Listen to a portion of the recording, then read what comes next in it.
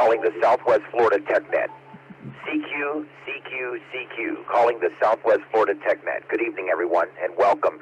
This is the Southwest Florida TechNet for this very first day of January in 2021, and what's hopefully going to be a much better year. This is Kilo Oscar 4, Echo Foxtrot Sierra, KO4 EFS. I am net controller tonight for the Southwest Florida TechNet. The Southwest Florida TechNet is a board-approved net by the Fort Myers Amateur Radio Club, and we really appreciate the support. For more information about the net and the club, you can find that at www.swfltech.net. That's www.swfltech.net. Break.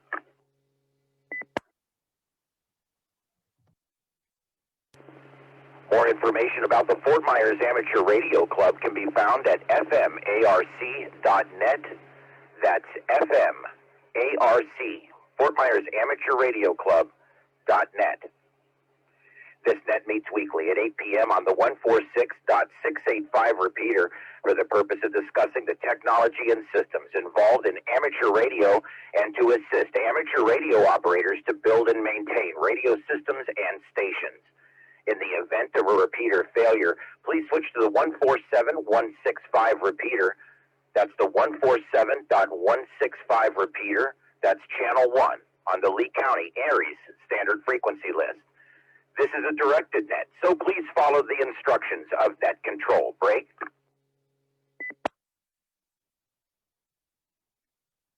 If there is an emergency or any priority traffic at this time, come now.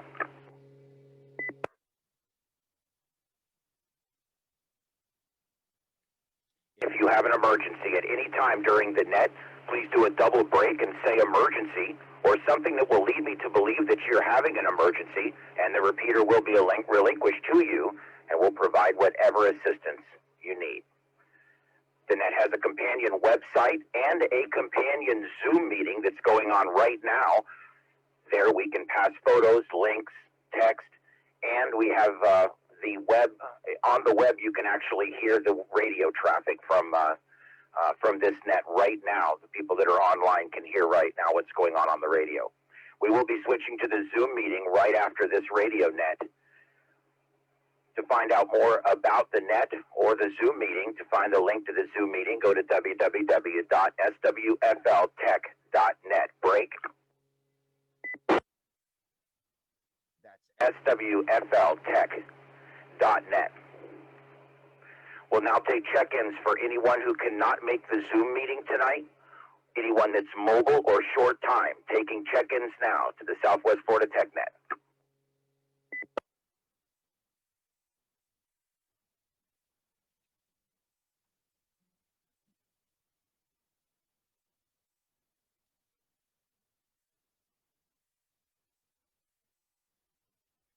Hearing none, you can check in online. On the live tab, just go to check-in and just put your name and your call sign there to document that you were here. That would be great. All right, and what I'd like to do right now is announce that tonight we're going to be discussing FT8 and GridTracker, and we're going to be discussing them in depth over on the Zoom meeting. But I would like to go ahead and take any comments from anyone on the radio at this time about FT8 or GridTracker. Come now. Kilo Delta 7, Alpha Charlie Bravo, Dan in North Fort Myers.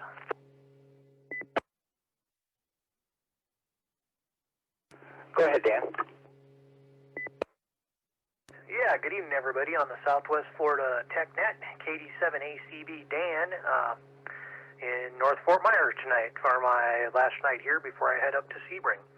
FT8. Just wanted to say that it's something I've recently become interested in. It has just recently been opened up to visually impaired hams. There is a program called QLog that we can use along with wsjt-x there's some text-to-speech functions in there in QLog that will announce the contacts as they are made, and you can call CQ, you can respond to stations, you can do some different things with it. I haven't personally used it, but I've done a little bit of research on it, and it looks very interesting.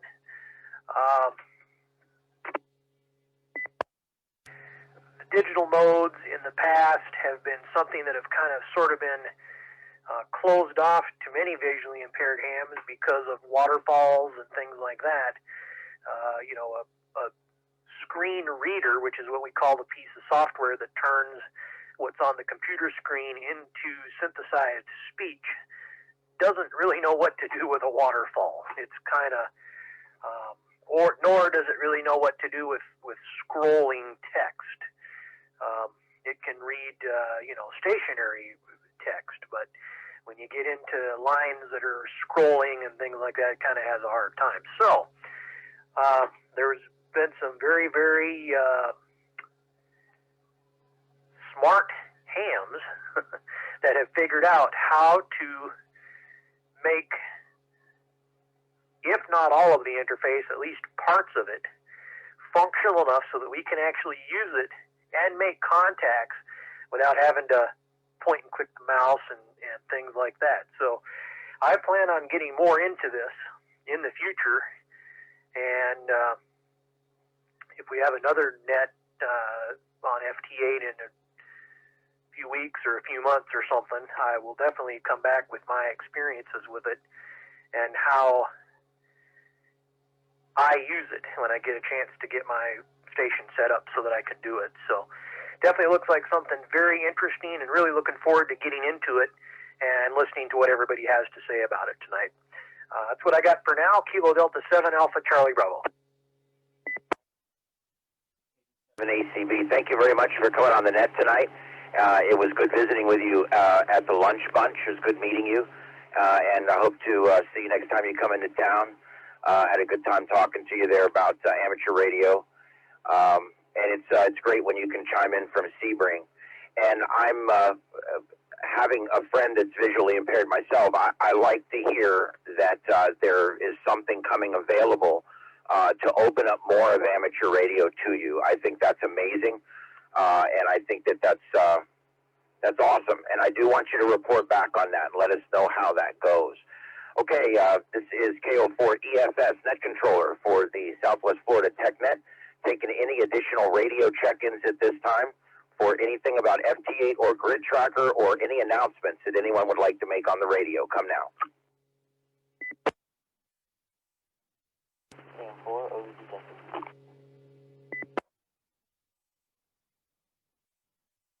Station, you had low volume. Please repeat your call sign.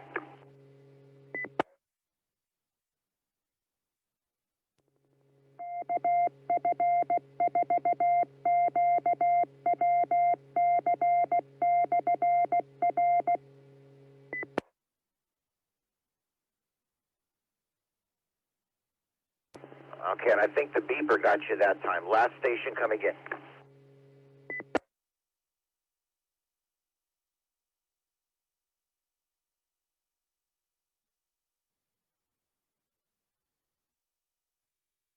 Okay, you might have been having radio problems. Just meet us over on the Zoom meeting if you'd like. Everybody else out there, just go ahead and come on over and meet us at the Zoom meeting. We're going to be switching over there in just a minute. Anyone else with any additional radio announcements or anything else for the radio? Come now. Anyone having just basically checking in through the radio. I'm already in the Zoom meeting. Yeah, you hearing me? Yeah, very good. Yeah, this is kind of an experiment. I don't know that anyone's ever done it quite like this before, so this is kind of a great experiment. So I'm glad to hear that you guys can hear us in there, and everything's good there. So did you have anything you want to put on the radio tonight?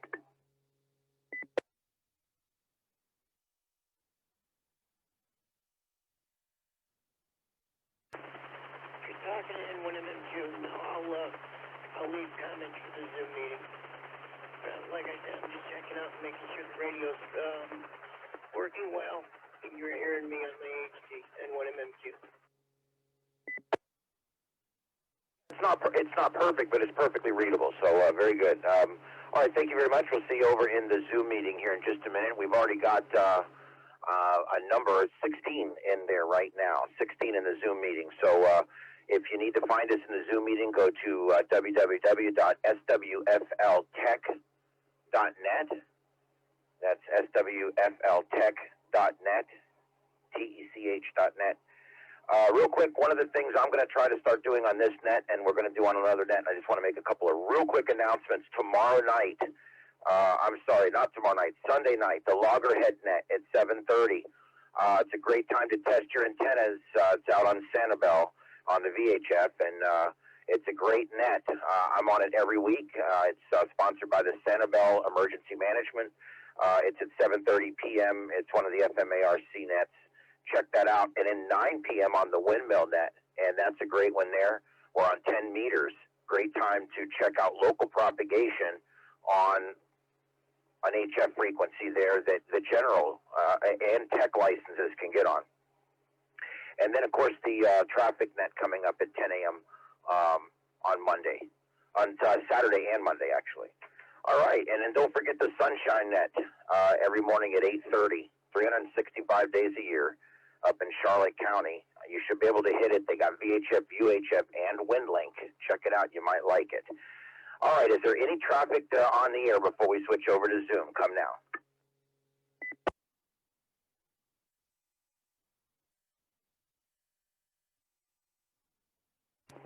All right, hearing nothing. I appreciate those that came on the net here. We're going to be switching over to the Zoom meeting at this time, and we're going to go ahead and get this switched over here.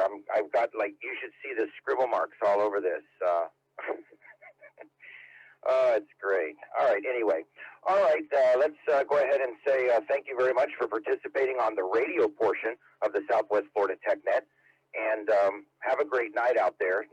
And we hope to hear you over on the Zoom meeting where we're going to be taking a deep dive with screen capture to show you all the gory details of FT8 and GridTracker. And we're going to be going through the programming and everything and the maps and everything. It's going to be really cool. So meet us over there. So until then, this is Kilo Oscar 4, Echo Foxtrot Sierra, KO4 EFS Ian in North Fort Myers, signing off from the Southwest Florida TechNet. Have a great one out there, everybody. Have a great new year. We'll see you over on Zoom.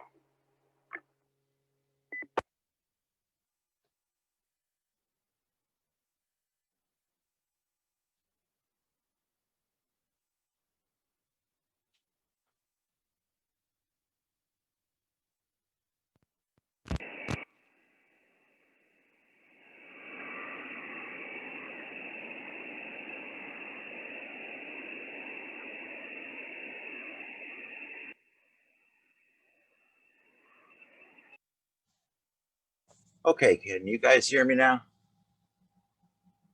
Roger. All right, perfect. All right, so, all right, did that go all right, I guess? Oh, geez. You should see all the scribble on this because everything, you know, we've changed this so many times and I haven't printed it out again. All right. All right, guys, I'm going to run through this first part pretty quick. There's a lot of people in tonight that have never used FT8 before. They've never checked it out. There's going to be people watching later also that have probably never seen it before and never checked it out. So if you don't see the screen where you see my screen capture that says tonight we take a deep dive into FT8 and GridTracker, find that on your desktop and bring it up to where you can see it, because that's the screen I'm going to be using for tonight's demonstration. I'm going to be dragging each thing onto that screen to show it to you. And I'm going to go ahead, let's turn the radios down, which is very rare in this shack. I'll go ahead and turn those off. And so we don't have any problems there. There we go. Okay, and everybody should see that. We're going to run through this real quick. This is just something I put together today to kind of introduce everybody to GridTracker. And to FT8. And we're going to start with the FT8, and then we're going to also touch on the GridTracker, and then I'm going to start showing you the maps. I want you guys to, this is supposed to be a cooperative thing. It's supposed to be an open setting. I can't see you raise your hand, so I want you to interrupt me. if you got something to say, if I say something wrong, interrupt me. I'm not going to get pissed. Okay. Just say, hey, dude, I tried that and it didn't work for me, but here's what I did. I want to hear what you're going to tell me. Also, I want you guys. Hey guys, this is Dan, KD7ACB, just came in on Zoom. Hey Dan, thanks for being here, buddy. Listen, Okay, I'm not going to be able to see the screen captures and stuff, but I'll definitely listen along, and I'll be muted unless I've got something to say. That's awesome, man. I appreciate you coming in. Okay, so here's what we're going to do. If you have something, just say, hey, I got something or whatever, and I'll stop and I'll come to you. I want this to be very cooperative. I want to see how cooperative we can make this. All right, so we're going to run through this. There's people in here that have been doing FT8 for 2 years longer than me. And there's people in here that have never touched it, never seen it before. So just keep that in mind as we go through this, okay? All right, right off the bat, FT8 is ham radio. This is like the big thing people keep telling me. That's not ham radio. A lot of the older hams do not like FT8 because you press a button and that's it. You don't talk to anybody. Despite what you were told, it is ham radio. Come on, guys. Here's the good things about FT8. It's fast. There's no chit chat. I love this one. It's wham bam. Thank you, ham. That's all it is. When it's FT8, it's I send this, he sends that. I send this, he sends that. He says 7.3, I say 7.3, and we're off to the next one. It's great. Or it's bad if you're the kind of guy that wants to talk. It can easily be worked remotely. I dial into my computer with my team viewer. And I can dial in from anywhere in the world and work my rig, even though I don't even have rig control working yet. As long as I leave my acoustic couple hooked up, all wrapped up, I can leave that set up and I go wherever I'm going and I just dial in on TeamViewer and I can work this right over TeamViewer. You don't have to worry about two-way audio and things like that. Inexpensive setup. I got my headphones stuck on my microphone right now. Okay, it's not expensive. I mean, you can build it yourself in your shack. I would recommend buying a rig control cable and doing it right if you've got the money. Acceptable learning curve. I found this to be one of the easiest things I've done in ham radio so far. And there's lots and lots of strategy and technique, and it's a lot more than just pressing buttons. The bad and the ugly of FT8 is it's not social at all. There's no fellowship. There's no international friendship. They're all quickies. There's no context. There's no voice. It's impersonal. It's a zombie mode. I've already had people tell me, oh, I don't use zombie modes. Okay, I get it. Because basically you can just sit back in your chair and just like with drool coming down your face and you just keep hitting the CQ, hitting the transmit enable, and it will just keep sending CQs out. And so that's why they call it the zombie mode. It's a quantity versus quality thing. If you're the guy that puts up a lot of Christmas lights, you're probably going to like FT8. Because it really is. It's a quantity thing. I mean, it's like, wow, I got this and I got that. And there's a lot of excitement in it and it's cool. It's not 2 or 3 contacts an evening. It's 100 contacts an evening if you really work at it. I hit the wrong button, but it did it anyway. What is FT8? FT8's a digital communication mode. It has very good weak signal performance. It's not conversational. We already went through that. And that each transmission is 13 seconds long and they take place in a 15-second window. So basically, hold on, let me turn this on. I think it might be a little easier for everybody. Basically, there's 4 windows per minute. And you're transmitting in 2 and you're receiving in 2. And that 13 seconds fits within those 4 15-second intervals there. So yes, FT8 and JT65, I guess that's an older one that I haven't messed with. They're basically the same. It's just FT8 works a lot faster. And that's what basically all this is about. I don't know how many people out there actually used JT65. But I'm going to stop right here. Is there anybody that has any input so far?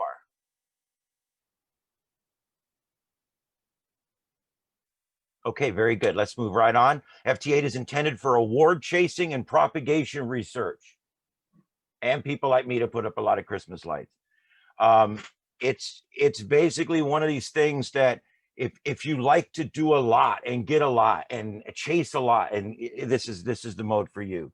It appeared in 2017. It quickly became the #1 digital mode for pursuing DXCC. It's worked all states and working all states and all awards.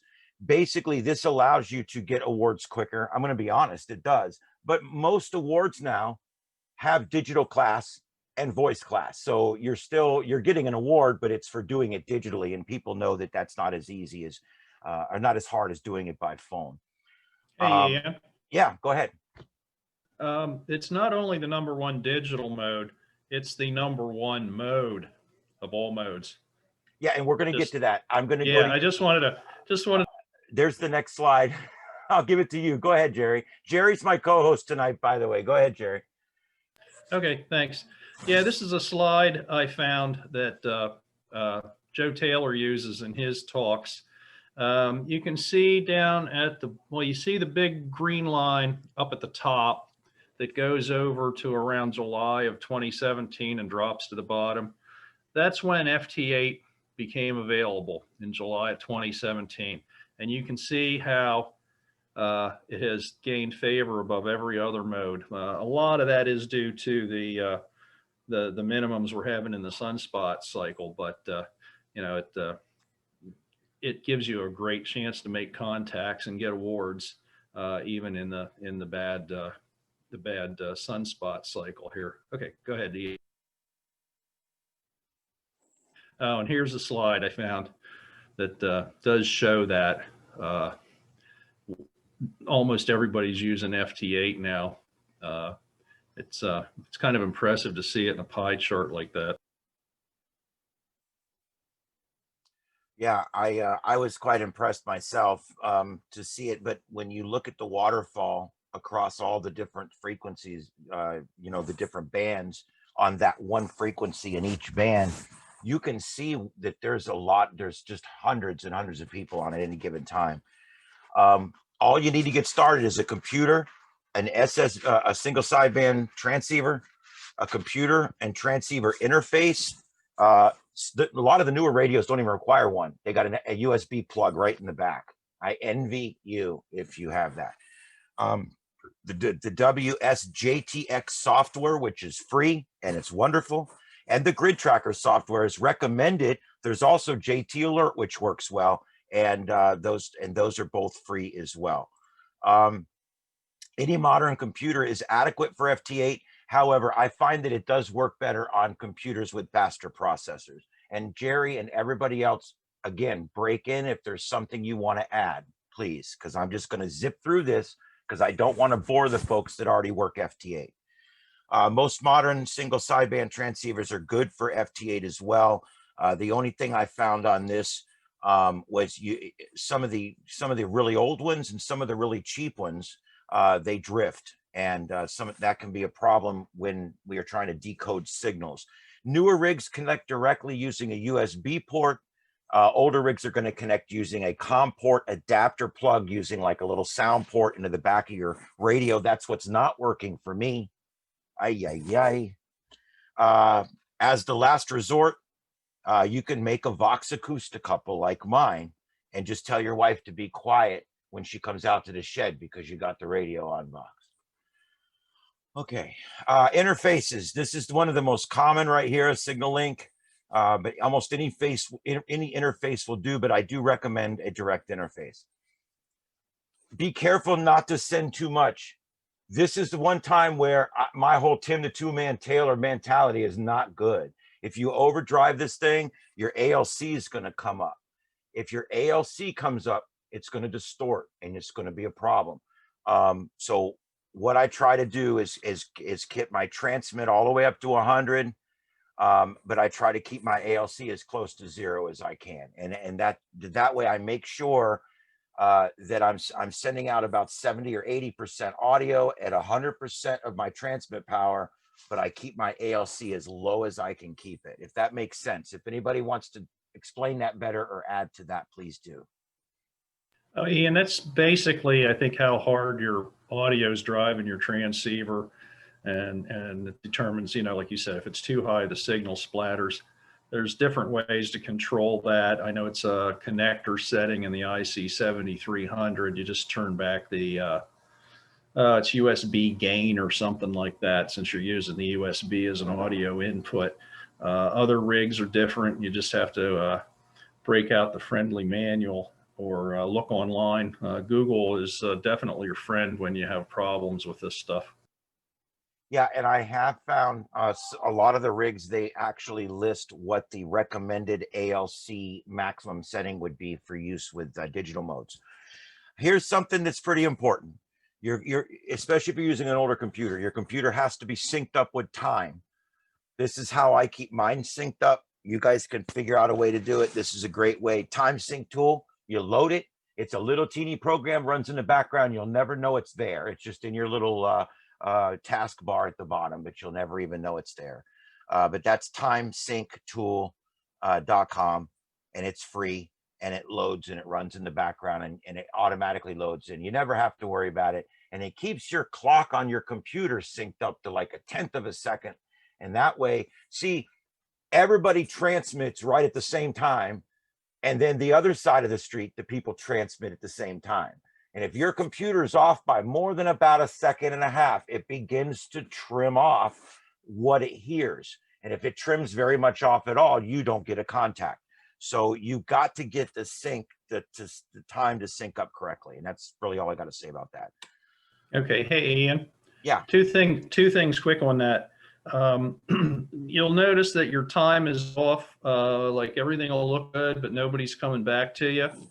And also on the waterfall, you know, you have the horizontal divisions, and your signal should, I call them red blobs, should be between those horizontal lines. If the horizontal line is going through your blob, your time's off. And another way that you can tell to check your time is in your browser, you type time.is. That's time.is, and it will tell you how close your computer is to the time standard. Oh, I didn't know that. I'm going to try that. Oh, that's a slick little one I found. Yeah, that's pretty handy. I like that. What you'll find is, I don't know how your computer is, but if I leave my laptop turned off for, say I don't get on for a week, you know, you get on and the time will be off. And I use the one that they have in the wsjt-x user's manual. It's called NTP. And I find that once I turn the computer on, probably takes 5 minutes for it to get itself in sync, and then you're good to go. So that's kind of my experience with the time. It's easy to forget about until you know, to set that up until you can't work anybody anymore. Then it becomes kind of vital. Yeah, and it can really mess you up because if you're off by just about 2 seconds, I think it gets to the point where it begins to stop what you're doing. So definitely do that. The wsjt-x software is free, and I'm not going to go into this. It's just type it in to Google. Right on the front of the TechNet website, I've got links to everything right on the front, big red buttons. The GridTracker software we're going to get to next. On this software here, same thing. You just type GridTracker, ham radio. It comes right up, no problem. And it's absolutely free as well. And we're going to be going through that in just a minute. FT8 started to become the most popular in various data modes and continues to hold that position today. It's simple to set up, significantly faster than JT65, works very well even in lots of noise.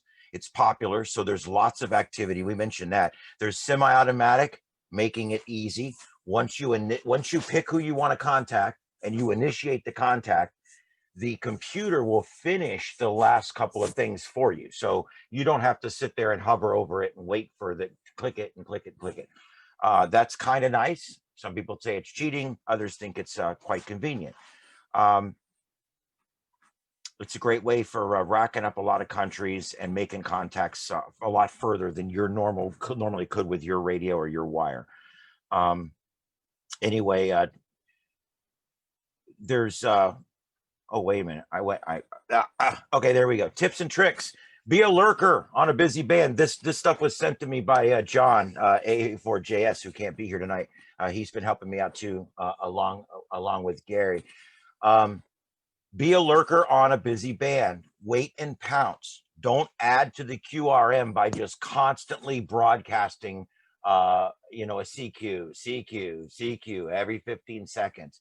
Stop, give it a breath, maybe cross the street, which means switch from the evens to the odds, and we'll get into that in just a minute. Always check the hold transmit frequency box, and we're going to show you that in just a minute. You don't want the computer deciding where you're going to be broadcasting. You want to set that yourself, find a nice clean spot and set that yourself. Keep an eye on your red transmit bar. Don't transmit on someone else. Don't, you got to find a good spot. If things aren't working right, look at the auto sequence. In other words, make sure that you're not broadcasting right over the some of somebody else. And also make sure, like you said, your timing's not right. There's something wrong with the way that something's going on. If you're getting contact after contact after contact, and then all of a sudden you CQ 10 times and don't get anybody, something has changed, something is wrong. And so cross the street, give it a rest, see where you're at, move your transmit down or up. Gary or anybody else on that? Okay, when you're transmitting to a domestic contact, somebody that's kind of close that is probably going to get you, he may be looking for DX or going way far away. So don't just keep calling him over and over and over. It pisses him off.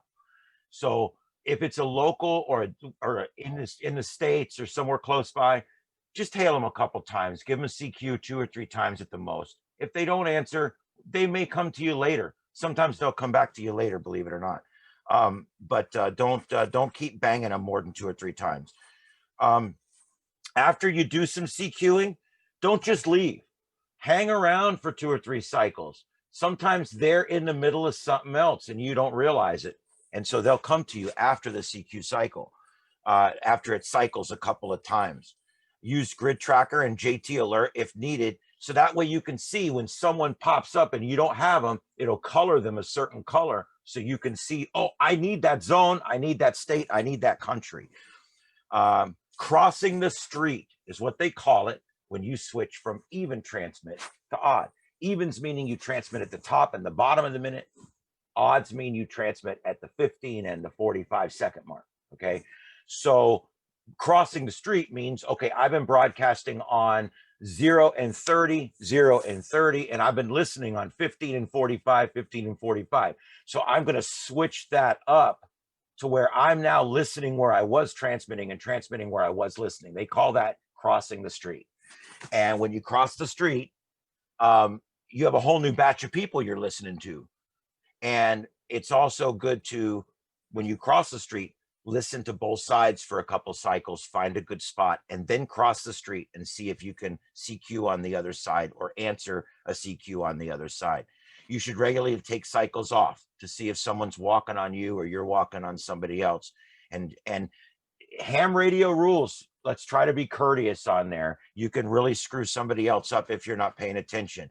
This is kind of what the waterfall looks like. We're going to actually look at a real one here in a few minutes. It's not going to have much on it, but there are dozens of CQs here. Each one of these is a station operating.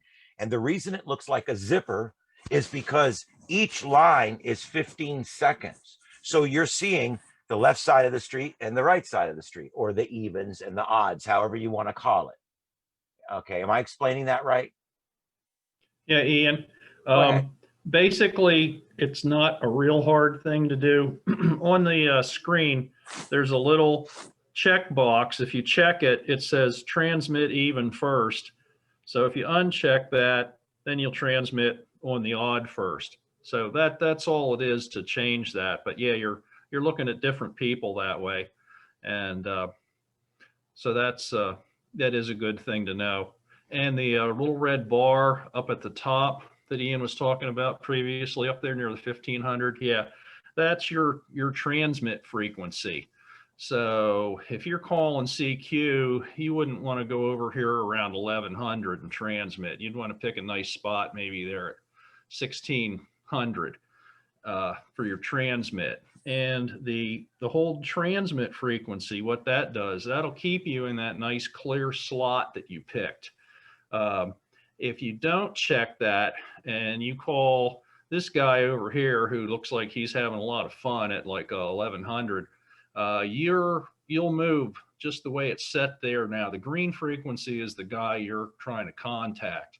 And once you go over there and talk to him, you're going to stay there. So then you're going to be in contention with him if you don't have hold transmit frequency selected. So that just enables you to stay in the clear.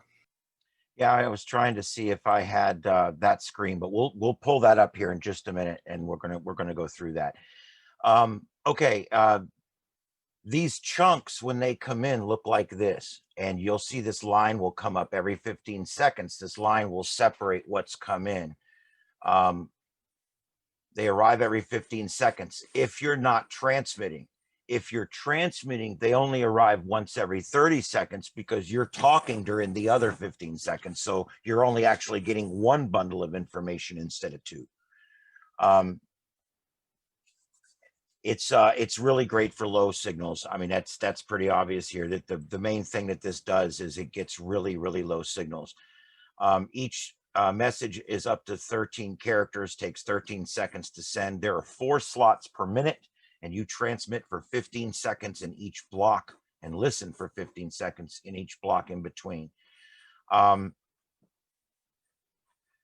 It's an exchange, an entire exchange takes 90 seconds because you basically transmit 3 times and he transmits 3 times. That's 90 seconds. But sometimes you'll miss one, he'll miss one, something will get messed up and it takes a little bit longer. This is basically what it looks like.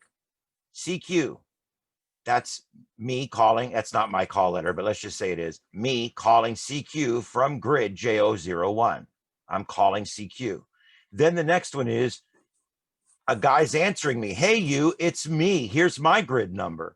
And then the third line, hey, you, great, I hear you. Here's your signal strength. And then, of course, you, it's me. Here's my signal strength. And then RRR, meaning I received everything. And then you get a 73 best regards. And that's it. That's the end of it. That last 73 is kind of optional. You don't get that on everybody, and that's fine. That's basically the entire conversation. And that is the entire conversation. Yeah, I got a question, Ian. This is Dan, yeah. KD7ACB. So what happens for somebody like me, okay, we're talking about grid squares and stuff. What do you do if, okay, so I have the potential of doing it from 2 locations, not at the same time, of course, but sometime I may be up in Sebring, sometime I may be down here in Fort Myers. So how do you do the 2 grids locations without causing a bunch of confusion, yada, yada, yada? What do you do in that situation where it's the same call sign, but you may be moving to different locations and doing it, like I said, sometimes I'd be in Fort Myers and sometimes in Sebring. What do you do in that situation? I don't know. Does anyone else know what you do when you need to log in 2 different locations? Because I've never dealt with that. I believe you just put in the correct grid square where you physically are located. It's the same as if you took your call to Italy and operated, you would put that grid square in. The thing that would be slightly concerning would be, I'm not sure what the rule is. I think if you're over 25 miles from your main location, then the contacts wouldn't count towards your rewards at the other location. But yeah, I think basically they just want you to go where put in where your grid square is, where you're operating. It would be the same if you were doing parks on the air or just mountaintopping or something. Right. So just, while I'm learning about it, I'm not really, that I don't know that I'd be, chasing awards just yet till I get everything down and figure out, how this works. But I just thought of that when you started talking about grid squares and stuff, because sometimes I would be in a different, one of those, two places. So, okay. So you just put it in on the setup screen or whatever. You go back to the setup screen. Okay. So if you're in Fort Myers, you put in that one, or if you're in Sebring, you put in the other one. So, okay. I understand that concept of it. Hey, Dan, this is Bob and KN4 CPA. One other comment on that. One of the things that has happened to me is I didn't have the right grid square in to match my ARRL log. And so if you're going to change that, you got to change it in a couple of places, not just FT8. Oh, Bob, that Okay. affected you. That affected you with LOTW too, didn't it? I'm not sure how you'd handle that. Because I'm not set up with any of the electronic logs like Logbook of the World or any of that stuff yet. So then it shouldn't be a problem. Then you just put in your grid. Well, actually, then you probably won't even need it. But to tell people where you are, because they can look you up, you should put it. You would have to just change that grid. I've even had that happen, a couple of times on phone. Somebody be talking to me and they say, hey, your license, shows up in Fort Myers. So then I have to explain the situation. Well, the parents live in Fort Myers and this stuff, and I'm in Sebring. So it's, I guess, just try it and see what happens, and kind of go from there. But I could see where with the electronic logs and stuff, where that would matter a little bit more than be doing it without that. But I'm not set up on QRZ or Logbook of the World to transmit contacts into that And here's system. the good thing about this. Go ahead. One thing you also find, Dan, sorry, Ian, is that if there'll be people out there with call signs that say they're, in one area, like I'm trying to work Hawaii and I see all these Hawaii call signs, but they're actually in different, they moved to the States and they never changed their call sign. So, that can be a little confusing sometimes. So, all right. I think that answers that question. So, okay, cool. All right, very good. And on the website, I have this, you'll see these links right here. I've also added one more that's not even on the screen. The FT8 in-depth operating guide is on there as well. So all those links are right there available right on the front page at swfltech.net. So that way, if you guys want to download any of this, you can. So let's get to the fun part. This is the actual screen. This is live. I got to tell you guys, there's not much going on right now. You're going to laugh. There's nothing going on right now. It's like dead. 20 meters has been surprisingly dead at night. Yeah, it dies. It just dies. And my radio's not doing any good on any of the other ones. We can kick it around and try here, but usually 40 and 80 are going on. Just make sure you turn your RF gain up. There's stuff on 30. So I got that turned up now. Okay, good. So stuff's coming up on 30. So I'll be able to show you guys some stuff. Aha, good. All right, here we go. And I don't have rig control, so I have to manually change mine to 30. There we go. All right, so there we go. There's everything set. Now, you can see here on the left side of the screen is the band activity. That's the things that we're seeing happen out there.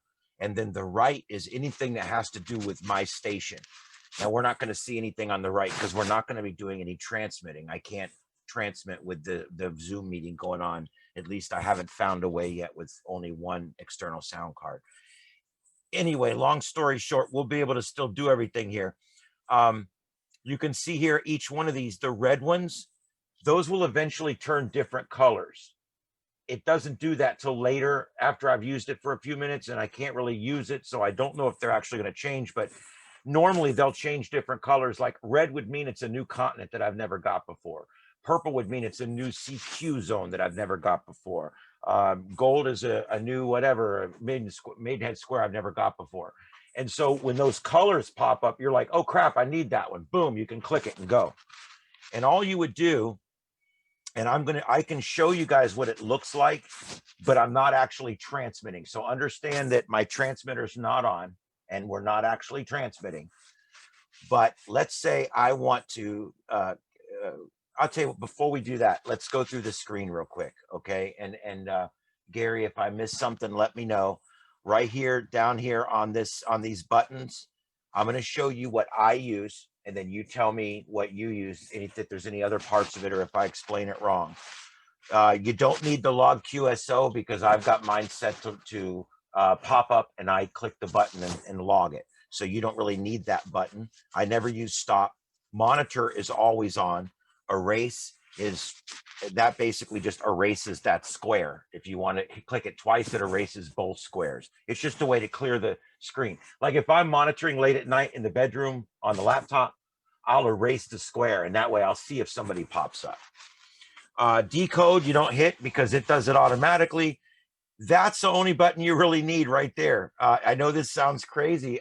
Maybe I'm missing something. Of all those fancy buttons there, the enable transmit's the one that I crank on all the time.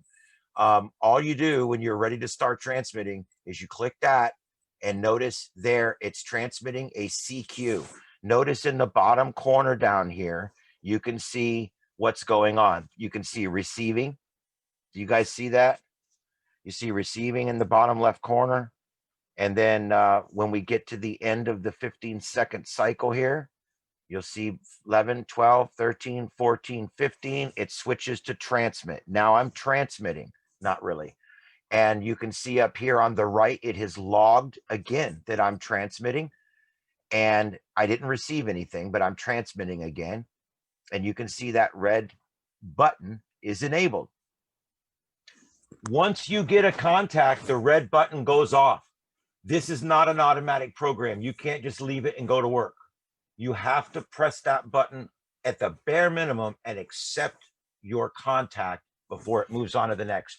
So there's 2 clicks at least before you can go on to the next contact. So it is zombie, it's not zombie. You can make it zombie, or you can actually spend time and do it right. But that's all I hit there. Over here on the right, down on the lower right, I'm going to turn the transmit off. Over here on the lower right, this is where your messages pop up.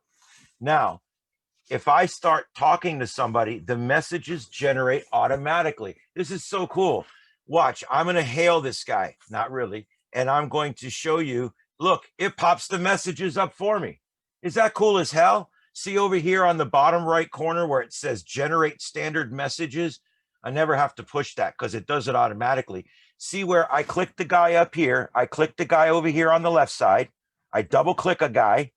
It moves him over here onto the right side. Now I know I'm trying to talk to him.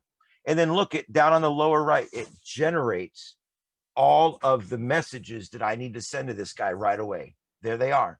See, there's me calling, that's him, me calling him, me giving him, you know, my signal strength, me telling him my signal strength, and then saying RR73. There's all the messages right there.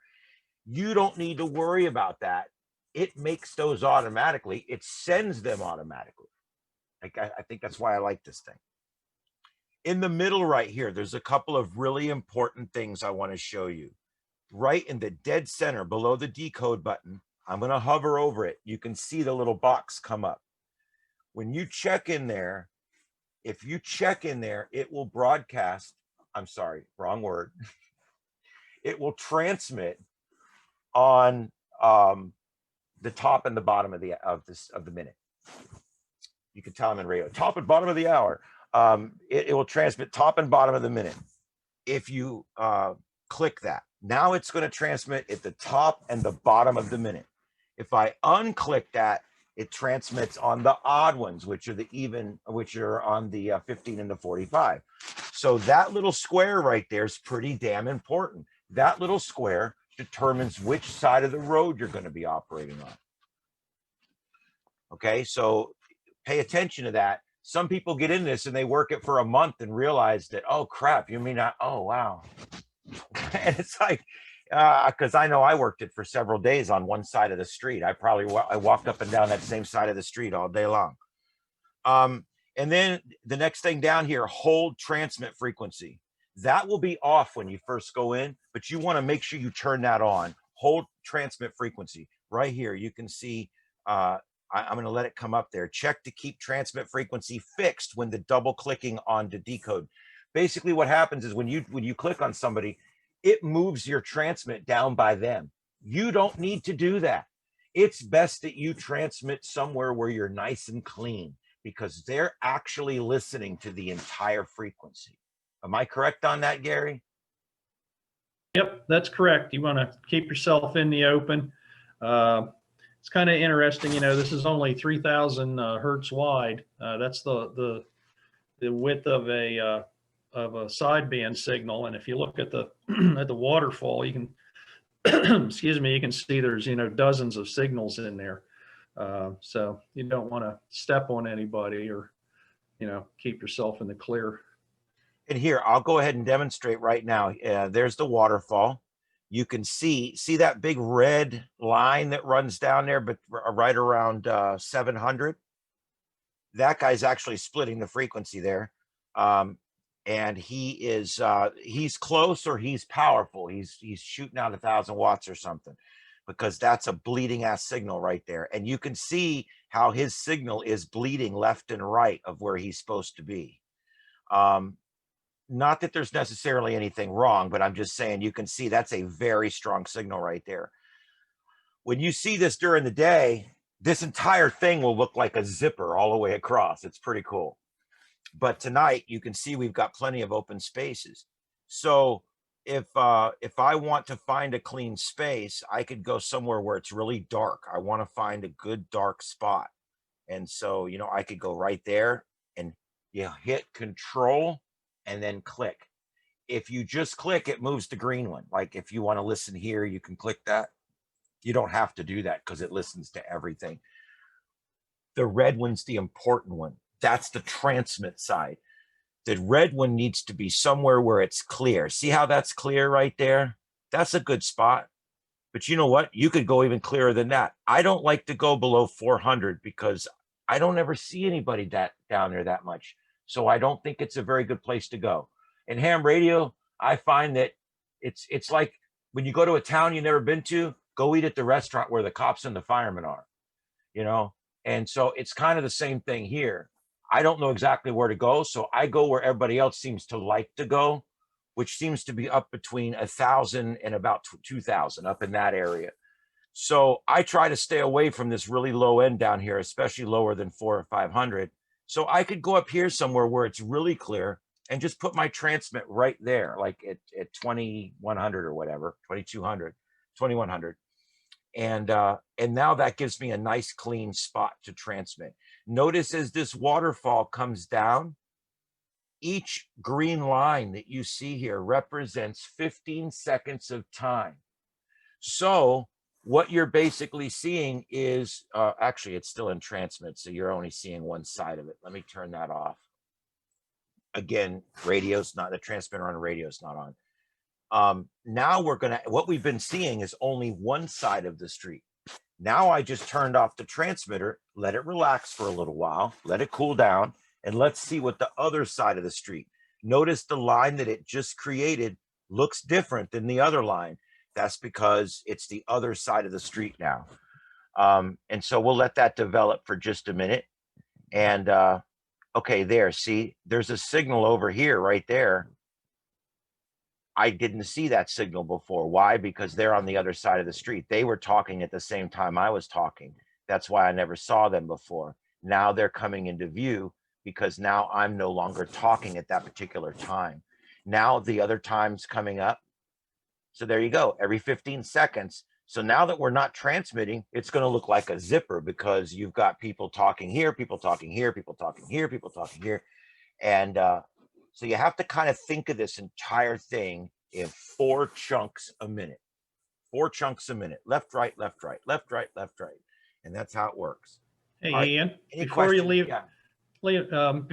that page, up in the top left corner, hit the control box there. I want to look at your settings. And yes, please tell me if something's wrong. These are basically default settings because I don't know crap. You should be seeing up to 3,000. Let's see, we should have bins per pixel 4. It may just, you know what it is? It's probably just that I don't have this, that you cannot resize the screen very easily. Yeah, that goes up to 3,000 pretty much now. I just had to stretch it out. Unfortunately, we lost everything, but Okay, I'm sorry. I thought that it should have all been on the screen so you could see it. Okay, but well, it doesn't like to resize. But anyway, I yeah. stretched it out now, so now we get the full 3,000 wide now. Okay. There we go, and it's starting to populate again. Okay. All right. Very good. All right, and yeah, and as far as the stuff down here, I don't really mess with it. I just know how to read the waterfall. I guess that's for more advanced folks. Hey, Ian, Yeah, go ahead. if you go down to the second box on the bottom, it says N average 5. Right? Oh, yep, right there. Yeah. Get that, make that a 3, make that a 3 once. Okay. What I noticed, or make it a 4, that'll give you the time in the band in the upper on every line. Oh, I see that. Oh, I see Yeah, that. I have in my notes that should be N average should be 2. Well, if you go too high, you lose the time in the band. So 3 or 4, 2, you know, it depends I think on your rig. Oh, I like that. Oh, see, you guys taught me something else right there. See, you see what we're talking about, guys? It's real small. I don't know if you can see it, but right there where my cursor is, right below where it says control up in the upper left corner, it is now putting the times in for the bands. Yeah. Hey, Ian, make bins per pixel 4. I think that'll make your bands a little wider.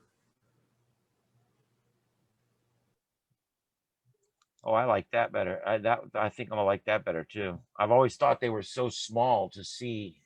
Yeah. Also, Ian, if you now, look at your frequency up top now. Oh, it's going all the way up to 5,500. Yeah. But okay, those are where I set it. You can play with that and see how you want to set it up for yourself. And the green stuff down there, like the oscilloscope, you can see the power that's in that portion of the band, like where the big green, red, yellow blob on the left is. You can see it's the whole way up to the top. Over a little further where there's no signal, it's down on the bottom. So you can tell if somebody is transmitting there, like maybe they're going to come back to you.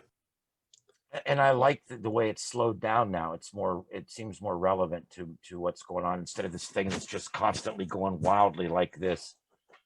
Yeah. Also, Ian, if you the slider bars there, the arrows that slide back and forth. Yeah. If you play with those, you'll clean up all your little noise in there. Awesome. I'm gonna play. I really haven't messed with all that much because the default settings were giving me the information I need. And so I haven't really messed with that. All right, anything else on the waterfall before we go on? Nope. Okay, here we go. Back to this. Anything else over here before we go on? One thing, the enable transmit, that the way that works is it'll turn it on and off. Like say you called a guy 3 times and you want to stop calling him. If you click that, it's going to finish the 15-second segment of calling him and then go off. If you're in the middle of it, like say you're at 6 or 7 seconds into transmitting and you want to stop, you hit halt transmit, and that just cuts it right off. You'll see over here on the right side, this power slider bar, that actually does control your power output. So you can adjust power with that in addition to your rig. Okay. Yeah, and on the left over there is your audio input, and that green bar there, and I'm hovering so it'll tell you what it is right there. Green is good. I'm going to tell you though, when this gets up to about 75 and it's bumping up 70, 75, that's just too much. It starts to distort a little bit, and I start to get limited results. It seems to like somewhere between 55 and 70, like right in there. Yeah, you need to turn your RF gain down. That'll drop it down. And if that doesn't work quite right, then you have to go into the speaker settings, or I'm sorry, the microphone settings, and change the level in Windows. Right. Yeah, and I can actually adjust it. I actually have a manual adjustment right here that I can bring it. See, I can bring it down just a little bit there, but Oh yeah, you're a pro. We know. yeah, more power is not better with FT8. It's one of the few things. My boss used to come in at the radio station and he would go, Ian, less is more. And I'd always drive him nuts because I'd look him right in the eye and I go, no, it's not. It's not. And it never will be. Anyway, but in this particular thing here, less is more. Anyway, all right. All this other stuff here has to do with rig control, your frequency, your time, and all that. You want to make sure that's all correct because that's what's going to get logged when it logs. So that's important to make sure that those things are all filled in correct. Okay, now I want to go to the thing that I've been kind of waiting to preview with you guys. Because up till now, I think most everybody's used this. Now I want to get into something that I consider to be a lot of fun with this, and this is the GridTracker program. And I'm going to bring that in so you guys can see that now. You should be able to see that on your screen, and hopefully it will do everything it's supposed to do. Wow, isn't that awesome? There's all my Maidenhead squares. Now, I don't know where to start with this. This is such a cool thing. It does so much. There's so many different buttons and everything to show you guys. So I'm just going to kind of start at the top over here on the right, and we're going to work our way down. What this basically will do is it will show me communications that are going on out there right now in real time. And let me pull up my WJST. There should be, I'm hoping some people will start talking while we're in here so you can see what it looks like. It actually, anytime a conversation comes up between two people, it's going to draw an arc between the two people, even if you're not involved. Like if W so-and-so is calling K so-and-so, it's going to show you that line in a different color that two other people are talking on this. That, to me, is the coolest feature. The green squares are people who are calling CQ in the last couple of minutes. And you can hover over the green square and see what I've gotten in that green square. Oh, here we go. Someone right now is communicating across the Atlantic. And when I drag this back down, you can see, if I drag this back down, it's one of these conversations right here. Probably COALY. Yeah. And so you can see this is going on, and they're calling from, looks like Cuba or an oil rig. I don't know what that is they're calling from, but that that guy is in Cuba. Is he at Cuba? It looked like it was off the coast a little bit. Anyway, so that shows you. Now, I would love to be able to show you guys what it looks like when there's like 40 of these conversations going on. This map goes all at the same time. It's pretty cool. Up in the upper right corner, you can see your frequency, your band, your mode, date, time. Everything's right there. The call sign and the grid square and the signal strength of the last person you spoke to and where he was, France, and how many miles away, and what his azimuth was. That's all right there in that freaking first box. Then you got the next thing down goes red, green, receive, transmit. It also turns blue for decode. There, you just saw it turn blue for decode. That tells you the same thing that you see over on the JTS8, wsjt-x screen. So let's say you've only got, let's say you live in a mono screen environment. I'm sorry for you. Then the nice thing about a mono screen environment is you can still, from this one screen here, see what's going on over on the wsjt-x screen. Not right below that, it gives you basically the PSK spots where your highest band spots are. Looks like 40 is really good right now on FT8. So you can see just from a glance right there. The red, I believe, is digital, and the blue is phone. I'm not sure on that though. And then next one down, this gives you my numbers, my stats, and you can clear that whenever you want. The next thing down is your band, mode, and guess what? you can change these from here. You don't have to go back. So if you got rig control working with wsjt-x, you can change your rig from here too. You can click whatever mode or whatever you want. Now, we get down to here. This gives you this screen here, which is an amazing screen. You can put this on another screen. You can shrink this one up and put this underneath it. You can stack your screens however you got to stack your screens to make it work. But this screen right here, anything that is filled in, like see how cube is filled in like that, that means that whatever it is, I need that one. If it's black in the background, I don't need it. See how those are blacked out. So this is a really cool thing. You can double click right on this screen and it will send the CQ back over on wsjt-x as well. So this is a really cool screen to have up. It shows the flags, it shows everything. And notice every 15 seconds, this moves, it moves, it moves, it moves constantly. And you can see what you need right there and get it. The next one here, this just changes it from maiden heads to map pins, if you like map pins instead of maiden heads. This is the actual screen. This is really cool. When you CQ and then someone answers you, or if you call someone else, either way, this screen pops up. And it immediately tells you who you're calling, where he's at, what country he's in. Everything's right there. And you can even click generate a message and you can connect this to your email and send him an email. It's just that quick. Hey, Ian. Yeah.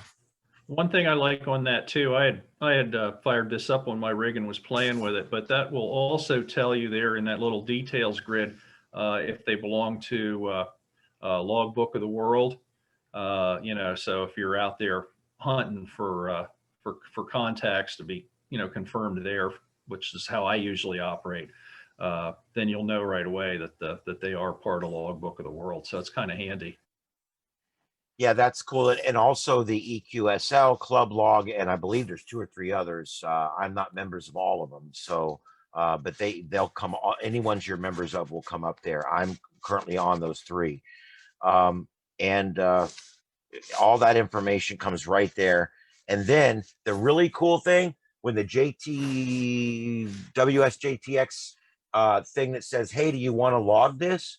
When you click yes, log it, this screen pops away too. So it's real convenient because this pops up, and then when you're done and you click log, they both disappear and they're out of your way. Okay, this is a great one. This is so cool. This is that button right there with that looks like the stock symbol right there. When you click that, you got all these different choices here. That's my logbook. There's my logbook right there. I can scroll down through it. Here's my scores on all the different things, all my different scores and how I'm doing on everything. If I want to look it up, it's pretty cool. Here's the different, how many contacts I've had and different, well, these aren't contacts, I guess. These are just places my radio's heard from. This is places, a number of contacts in each zone, in each UTI zone. I'm not going to go through everything, but you guys can see this is an amazing resource because your logbook gets put into this and it's all there. And you can sort it however you want. And then there's your live screen and your of what's out there live right now. And that shows you that guy was just heard by my radio 22 seconds ago. So you can go and see if your buddy was on or whatever. You can scroll back and you can search too. And this shows you every single decode that my machine does. So you can go back, oh man, I saw that guy like 10 minutes ago. You can scroll back and find his conversation with the other guy 10 minutes ago if you need to. So it's an amazing resource. That's just one button for that whole thing there. The next thing is this, it looks like an internet thing. And this basically just toggles the online mode and offline mode. You can take this offline and it still does a lot of what it does without the internet, which is really cool. You just click the offline mode. The planet toggles the gray line. That will actually turn on the gray line so you can see, notice over here, it shows the day and night. The terminator, basically, you can see it there. And that's all that does. The moon's the same thing. The moon just turns on the moon, so you can see where the moon is over the earth at that particular time. That's all that is. The key right here is just the map key at the bottom. That just shows you what the colors of the Maidenhead squares mean. And you can see that you got confirmed, unconfirmed, and then the blue ones are your PSK spots. This one here is share your on-air status with other grid trackers. You can turn that on or off. That's just letting other people that have GridTracker know that you're on, because they can actually contact you. You guys can actually have text messages through GridTracker. It's pretty cool. If you click the question mark, that's your hotkeys. This thing has a full set of hotkeys, which I don't use, but they're there. This is really cool. You're going to love this. If you're into contesting or you like to win awards, you click this little award here, and look, there's your CQ zone. There's where I'm at on my CQ zones, and it'll show me. I just hover over it, and it shows me exactly where I'm at on my CQ zones and how many more I need in those CQ zones. I click it again. There's my ITU zones. There's all my different ones on that, and I can hover over it, and it shows me what my stats are for my UTI zones in that zone.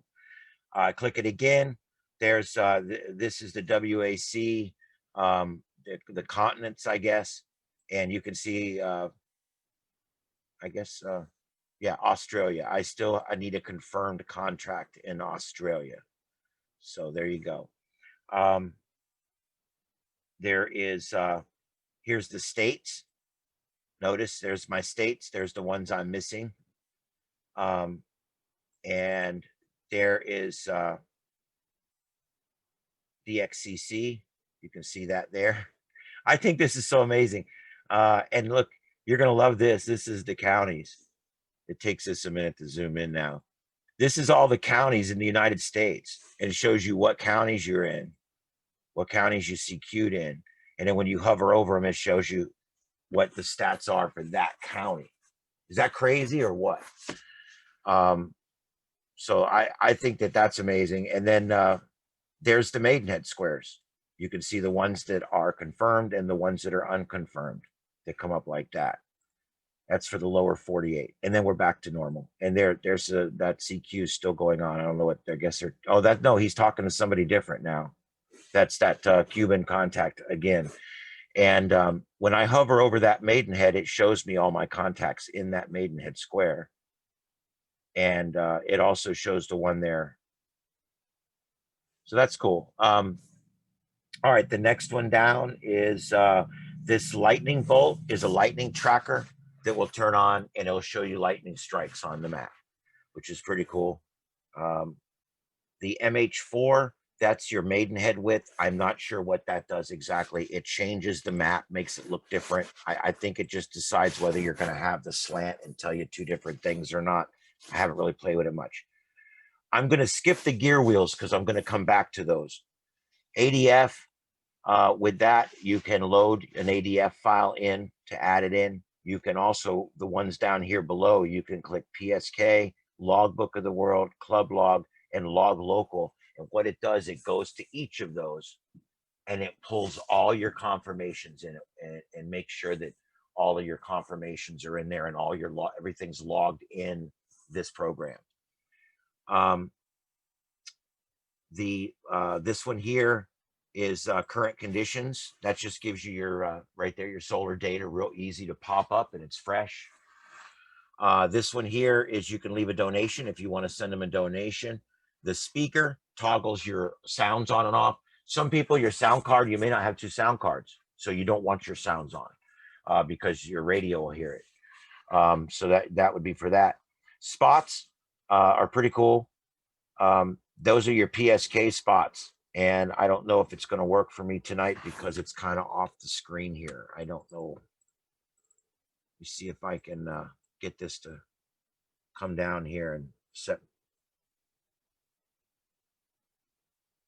Hold on just a second. I don't know if it's going to work or not, but we're going to try it here. PSK works really cool. PSK will show where I'm at and align to everybody that my radio has contacted. in the last however long. You set the little scroll bar for 1 minute, 1 hour, whatever, and it will show you how many times, how many contacts your radio's actually heard come in on that, and that's pretty cool.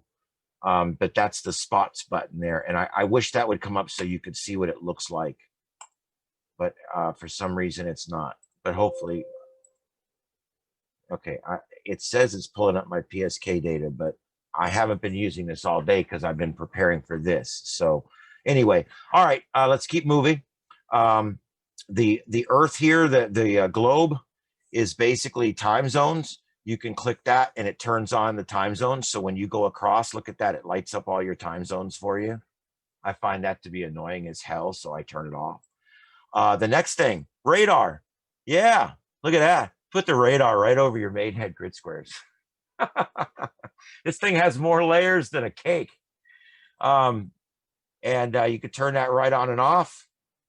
This next one here is there you go. You can overlay your grid squares right on top. Look at that. And as you zoom in, your grid squares are right there. I think that's pretty cool. That's that one there. And then this one, this little flag down here toggles all the other people that are using GridTracker. You want to know how many people use GridTracker? That's how many people are using GridTracker right now. Yeah, it's quite a few. So pretty popular program. And then look at this. If someone else is on, you can send them a message through GridTracker. Hey man, saw you, whatever. You can do like text messages. So I thought that was really cool too. So that's all GridTracker. I just want to go through the settings real quick because this is what makes this magic. Here's your general tab. Everything's set up here. Here's the information. This is the one little thing you'll have to set up to make it work with wsjt-x. And can you guys tell I have some kind of speech problem with that? Anyway, real easy to set up.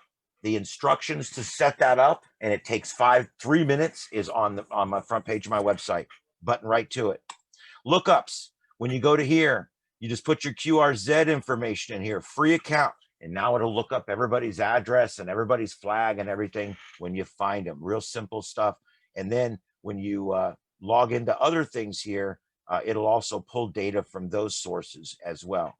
Audio, this is for alerts. You can set that up if you want audio alerts. The map legend, this is awesome. You can set what color you want messages to you and what color you want messages for everybody else and what color you want your PSK spots. So that way all your lines are different colors.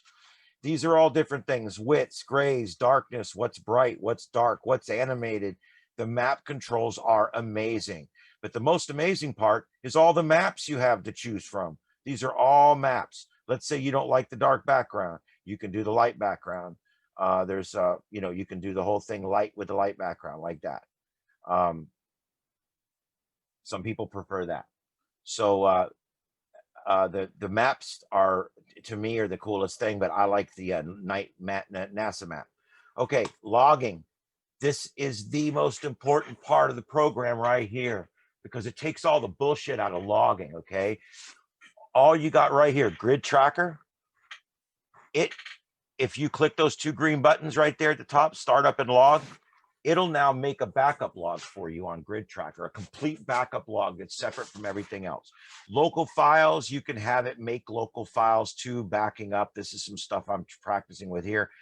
PSK Reporter, I turn those on because I want to report my stuff to PSK Reporter. QRZ, if you pay the $30 a year, whatever the hell it is, you can send them straight to QRZ. I send mine up once a day. I just upload it as a file once a day. But you can do that automatically if you pay the small amount. Club log, HRD log, cloud log, EQSL, and logbook of the world. All of those are real easy setup. As a matter of fact, I'm set up for logbook. Everything I have here works and is all set up, except I don't use cloud log and HRD log. HRD is, those are evil people.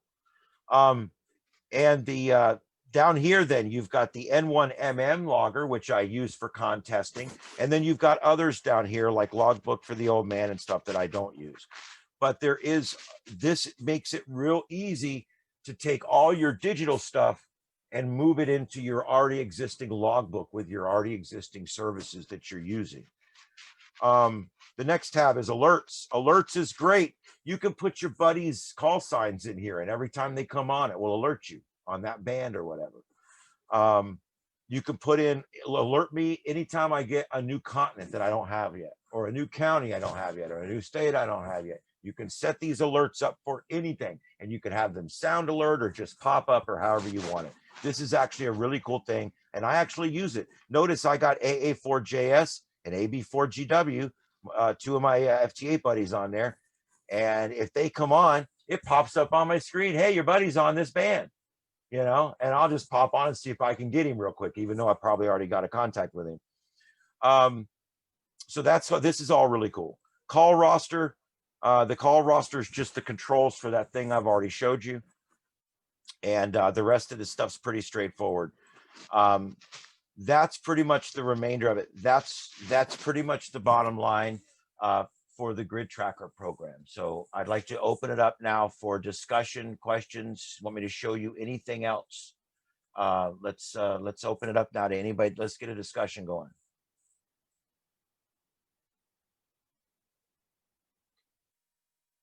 I think you overwhelmed them. I was like, uh-oh, did my headphones come out? All right. Yeah, Well, what do you guys and think? I think you did a really good job, Ian, of explaining GridTracker. It was my first time seeing it today when Jerry called me and said, hey, this is a program we're going to use. So I loaded it, and you did a great job of explaining. I learned a lot about it today. Thanks a lot. No problem. I've been explaining this in two ways today. Number one, this will be the very best thing and the very worst thing that ever happened to ham radio. And number two, when I think of this program, I can't get back on. I can't get back on it quick enough. If ham radio's the drug, this is the crack. I just can't get enough of this. And when you add the GridTracker to it, and I can see visually all the people talking, and then the red line come to me, I'm like, wow, boom! I can see where my contact's coming from before I even look at the wsjt-x screen. Darn that guy for naming it that. But anyway, yeah, hey, Ian. Yeah. Yeah, this is Dan. Some probably real newbie questions here. How does this all work together between your physical radio and then the one thing where you got the waterfall? I'm assuming that's a computer program. Somehow it's talking to the radio either through USB and some sort of audio back and forth. And then is GridTracker pulling all of its information off of a central database through the internet, or is it actually connected to your radio also? I'm just trying to picture how this all fits together. The answer is yes, yes, no, yes, and yes. Basically, here's what happens. Your rig control is important, but it's not necessary. Okay, I've had an issue with my ICOM with rig control, and I don't know whether to blame the radio or wires or computers, and whatever. I'm not going to get into all that. I'm using it without rig control. I take the headphones and put it up to the microphone and wrap a blanket around it. It's called the Hick and Jury Rig Acousticouple, and I'm going to patent it. I went back 50 years and found a solution. So you don't really need rig control, but anyway, let me start here. Rig control comes in two parts. It comes in one that actually it controls the frequency and the transmit power and the things that your radio's doing. The other part of rig control, which is not rig control, but the audio control, is an in and out to your radio. So basically your computer out to your radio in and your radio out to your computer in. And so that's the other half. So you have two things that have to happen. Sometimes you can buy some of your newer radios. It's all accomplished in one USB cable. It's awesome. Old ones like mine, I have two plugs out in the back. I have to go into a USB. I have to go into a sound card, both input and output. I have 5 cables, and it doesn't work. Okay. The audio side of mine's working, but the rig control doesn't. So what I've had to do is use the microphone and use the Vox. So every time the computer goes, my radio begins to transmit. And that's how I'm doing FT8 right now. So basically, you need the cable to do that. Or if you want to try this without it, if you can get sound from out of your rig speaker into your microphone in your computer and get it, and it's not distorted, believe it or not, then you can then take your headphones and put them on your microphone, and you can actually do FT8 with no interface, no rig control, no nothing. Okay, I'm not recommending it. As a matter of fact, I wouldn't do it unless you absolutely have to, but you can do it. If you got a little bit of money, I would buy the exact cable for your rig to hook up to your computer. That's would be my suggestion to you. Yeah, one thing. Go ahead, Jerry. I was going to say one thing on the cable. Well, what rig do you have? Does it have a USB port? Are you talking to me? Yeah. Right now I have nothing. So okay. Either way you go is fine. Just as you're looking at the costs of things, the older rigs, they're great, but it's going to probably cost you $125 plus 25, 30 bucks for a cable to interface. Mm-hmm. If you go with something like any of the rigs that have the sound card interface, which means they have the USB, then you just need a USB cable that does your control, the CIV it's called, and it also does your audio. So that's what you need to think about. You're going to have that added cost for some sort of an interface, and believe me, it'll turn your mind around. You can look at a lot of YouTube videos. Me and my friends were using the Signal Link USB. So what you need with that is, if you don't have USB in your rig, you need the USB cable, and FTDI chip is the only one to buy. The rest of them are a lot of junk, and the wonderful Chinese also make fake FTDI chips. So buy from somebody reputable on eBay or Amazon. And then you need a cable from the usually like a 6 or 8 pin DIN on the back of the radio to an accessory port into the Signal Link with a it's like an RJ45 type connector. So those are your 2 ways to go. So once you get this ideally set up, then really you're not interfacing with your rig at all. You're interfacing with the software on the computer, which interfaces with your rig. Exactly. You're using the wsjt-x, and it'll you click like over here on the left where it says 30 meters. You just click that, you get a drop down box. You can go to 10 meters, you can go wherever you want. It's if you have a nice antenna, with a tuner or whatever, you're frequency agile, you can just flip around to the bands. It's really sweet. Okay. See, with me, I don't have rig control. So with me, I'm using Vox, and I have to make sure every time I move frequency that I come back over here and move it here too, because I'm still changing the frequency with my knob. All right. Okay. Yeah. But yeah, it's great once it's going, because like I said, you can drive across town and dial in on TeamViewer and sit there and play FT8 all day on TeamViewer and be 100 miles or 1,000 miles away from the actual rig that's doing the talking. But that's only if you have full rig control. I can do it now, but I can't change anything on the radio. I have to literally set everything and go to work or go to wherever and hope it works. So, but anyway, all right.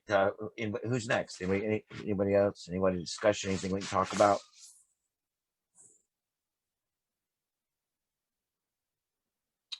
Yeah, right. Ian, I'll just say here, Ian put a file up on the file section. It's just kind of a brain dump from me, all the troubleshooting that I did with my station and also with a friend. I won't tell you his name. I'll just call him Bob. Did a lot of work with him, and we've learned a lot, and I wrote it down. So that's a good resource. a lot of things that I compiled from all over, kind of put it in my brain dump, and I'll can go ahead help and you. put that on. I'll put that on a button on the front page. I'll get that. Oh, okay. All right. Afterwards, yeah. Just, so that way just everybody you can get know, hold of that. FYI, there's a lot in there on getting going. Yeah, and I've got another one I found too that's really good, like an in-depth operating guide that was released like 2 years ago, but it looks like it's still really good too. And then I also have there's a specific guide for connecting your wsjt-x to your GridTracker. It only takes 3 minutes, but there's a little guide to doing that. I just real quick wanted to do one more quick thing here. I want to go back to here and show you guys under File. These are all your log settings. When you go to this, it'll open up the file screen. Let me pull this over where you see it. It'll open up your file screen, and that's where it logs all your stuff. There's your log right there. That's your file. So that way you know where it is. Anytime you need to find this, it's not lost. You can just go File, Open Log Directory, and there's all your logbook stuff right there. I go to File Settings.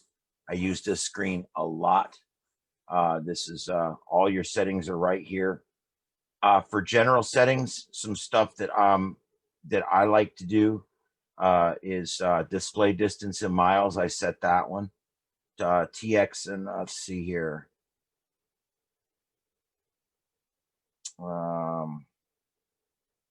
The double click on call sets transmit enable. That's a good one. So then you I just like click that on one. it. You double click on it on the message side, and then it throws it over into the receive frequency side, they call it, and you'll start trying to call them.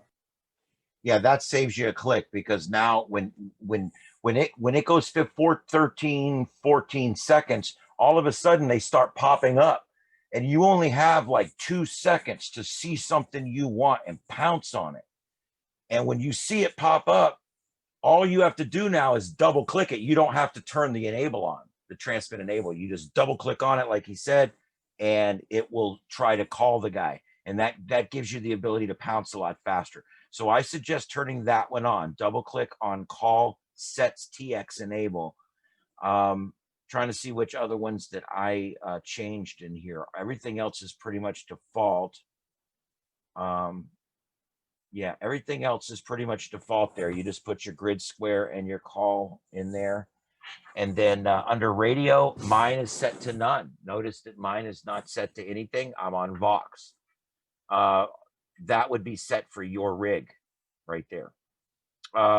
Audio, this is very important. This is, if you're going to have a weird problem, it might be here.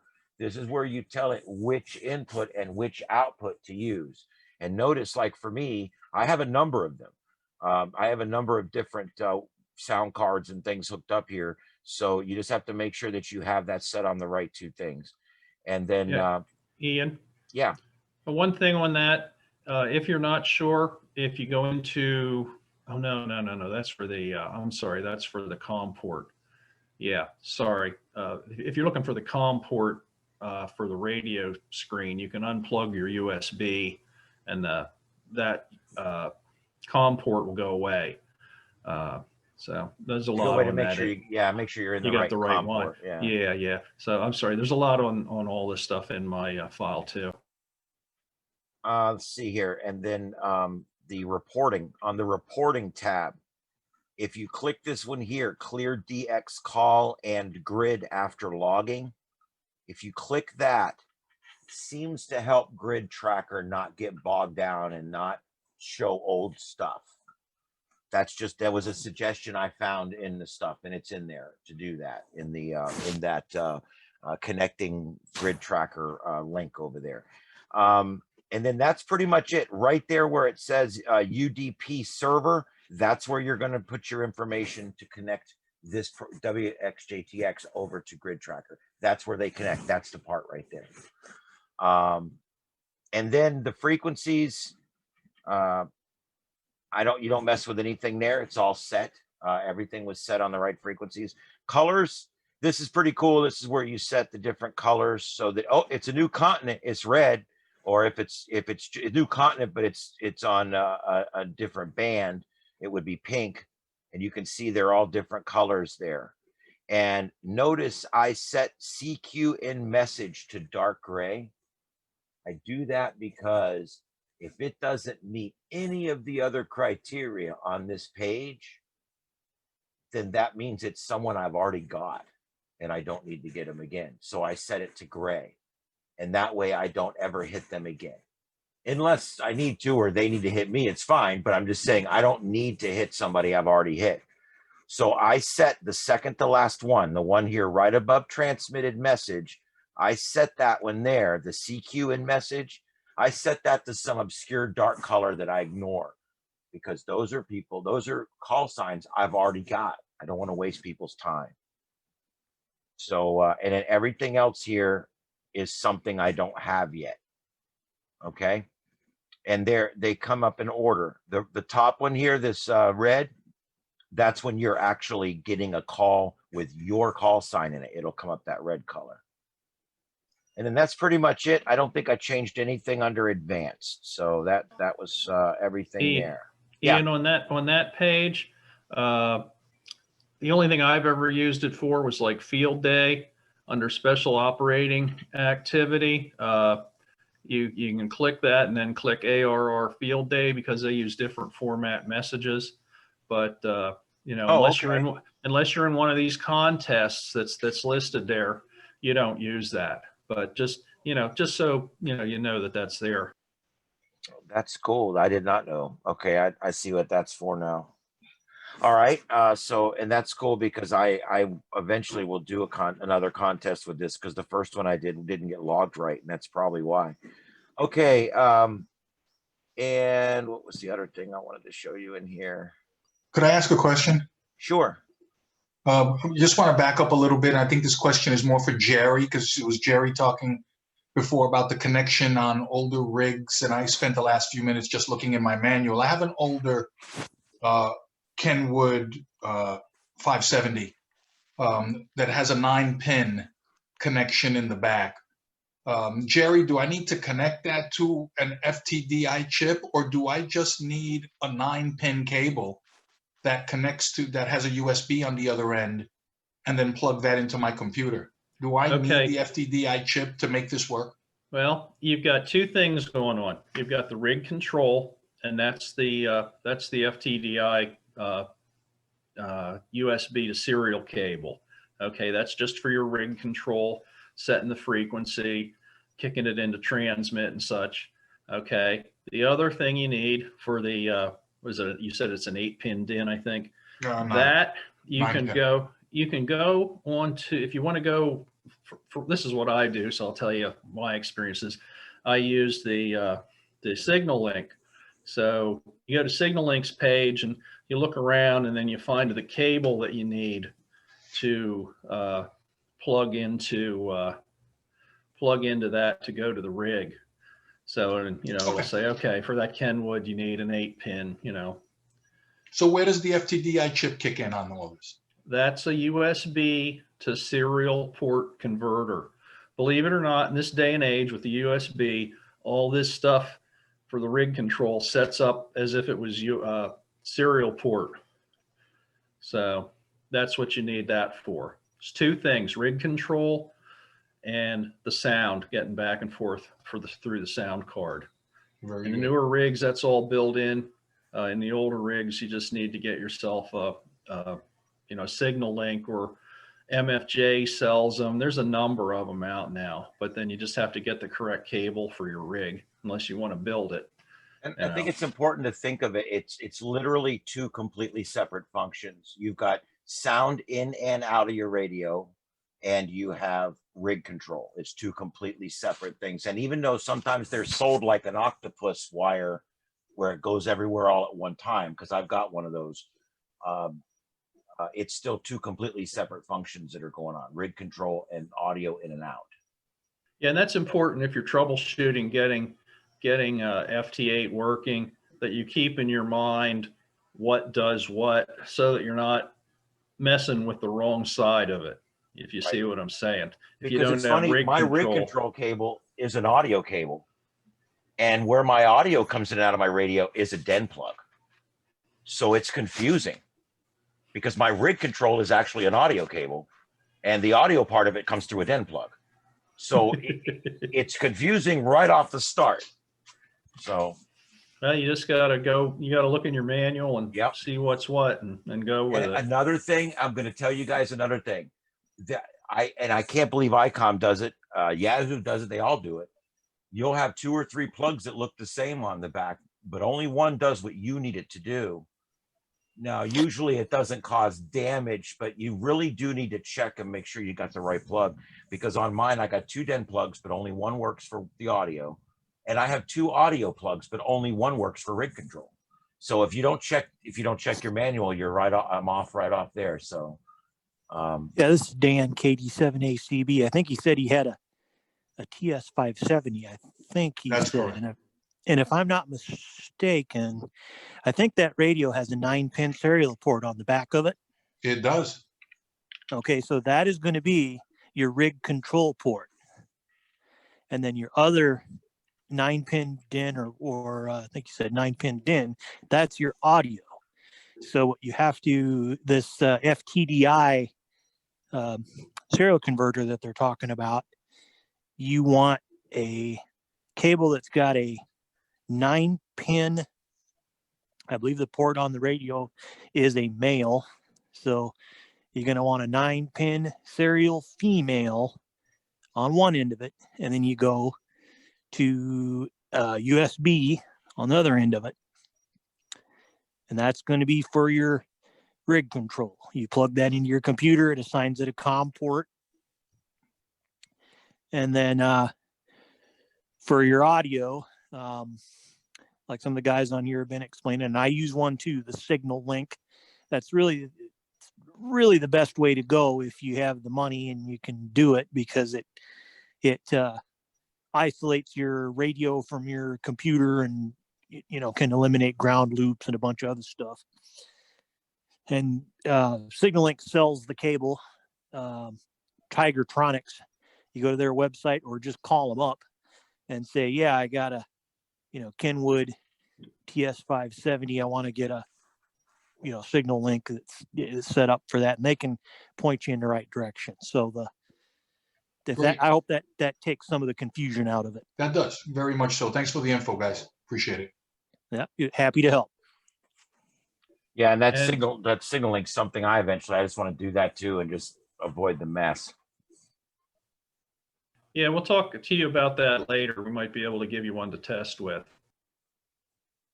Yeah, I'd love to find something that works, and then at least I'll know what to spend, what little bit of money I have left on. All right. Is there anything else we can show you guys? I want to show you one more thing on the screen here under mode. If you notice here, this same program also does FT4 and JT4 and JT9 and a bunch of other modes. And when you go ahead. Oh, I'm just going to say one thing. When you set the program up the first time, it's not going to be set for FT8. If that's what you want to run, you need to change that.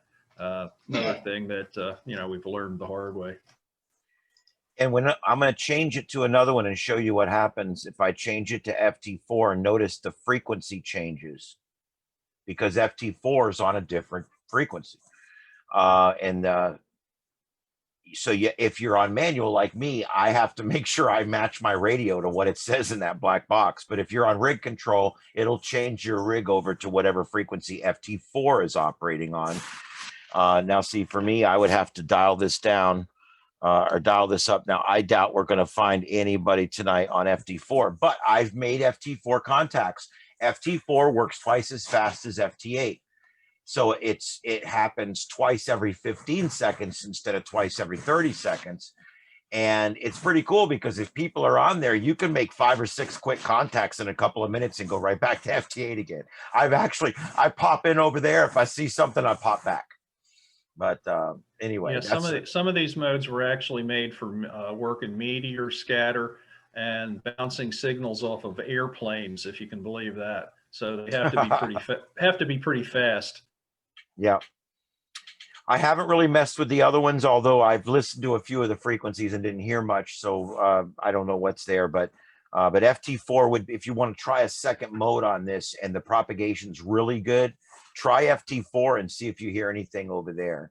And remember, just because you hear computers talking, it may be bleeding over from a mode next door too. Because sometimes I'll hear something and I'm like, it's not decoding anything. And then I'll dial up a little bit and realize that it's actually bleed over from the next sliver up where some other PSK something's operating. So anyway, there's all that. And I can't really get into all these other things, whisper and stuff like that, because I really haven't done much studying on all that. So the decode, I know I set for deep, that's the default. I don't know if there's any difference there. So, and that's pretty much all I use, guys. That's it. I want to, is there anything else? What else can we go over? I do know that the neat thing, and I'm going to tell you guys the one strategy thing that I've learned that really works is when it's really busy on here, what I do is, as soon as I answer somebody 7-3 and I'm done and my transmit light goes off, my enabled TX light right here, this one here goes off. As soon as that goes off, you can turn it right back on so that it'll go the next time around and just go ahead and do a general CQ if you want to. Like, let's say you're sitting here and you're done and you haven't really looked and something's going on and you got to go do something. You can just turn that transmit back on and it will do a general CQ and see if it can get somebody for you. I do that sometimes, especially if I'm reading something or I'm checking something out or whatever, and I can hit that. There you go, deluxe sound card. That's MFJ, and well, I'll tell you what, I love MFJ's stuff. It's solid as it gets. I've got an MFJ tuner that's probably on its third owner right now, and it works like a charm. Anyway, these what I do is I sit and I watch my line go across down here, and I'm going to switch this back to FT8. Ian? Yeah. If this will work for you, it's yours. Oh, wow. Okay. You have, okay. Absolutely. I'd like to try it. Absolutely. Yeah. I mean, that might solve several of my problems right there. Okay. Yeah, let's get together. Absolutely. I'd love to borrow that from you. I'd love to see if I get that going. No, not a borrow, not a borrow. It's yours. Oh, okay. Well, that's even better. I love that. That's right in my price range that I was looking to spend. So that's awesome. Great. Oh, good. It says my internet's unstable. That's awesome. Okay. So now that we're back, I just want to show you guys the one little strategy thing that I do, and it may be right or wrong. And Jerry or anybody else that uses it can show me if I'm right or wrong. I sit here and I watch for the receive to go by. And once it goes by, you'll see the new things pop up. The moment something pops up that I want, I'll double click on it instantly. And I have to make a quick decision because between the time this gets to like 13 and the time it gets to about 1 on the other side, I already have to have had made my decision and double click, or it's too late. Once the cycle starts and it's 2 or 3 seconds in, let it go or halt it, because you're not going to change it.